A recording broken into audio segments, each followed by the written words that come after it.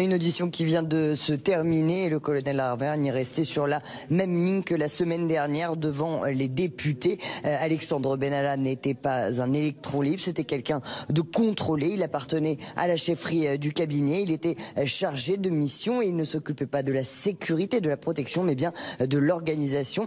Jusqu'au 1er mai, ses missions étaient triples. Organiser les déplacements officiels du président de la République, organiser les déplacements non officiels du président de la République et gérer les invitations du 14 juillet, des missions qui ont évolué après le 1er mai, les incidents de la place de la Contrescarpe et la suspension de 2 semaines. Lorsqu'il est revenu, il ne s'occupait plus des déplacements officiels. Pour le colonel Lavergne, le chef du GSPR, et il n'y avait donc pas de confusion. Il s'occupait de l'organisation et non de la sécurité. Écoutez-le.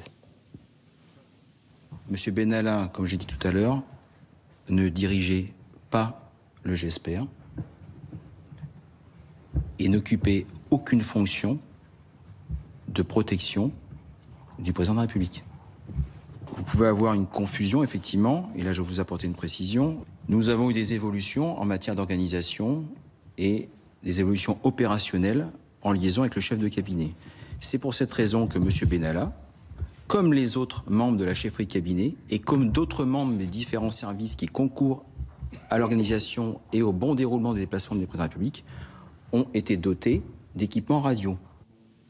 Des réponses qui ne lèvent pas complètement le doute et la confusion chez certains sénateurs, puisque dans le même temps, Alexandre Benalla avait eu l'autorisation de porter une arme. Et puis sur certaines images, il semblait malgré tout protéger le président de la République. 5 auditions donc aujourd'hui et demain, une audition très attendue, celle du patron de la République En Marche, Christophe Castaner.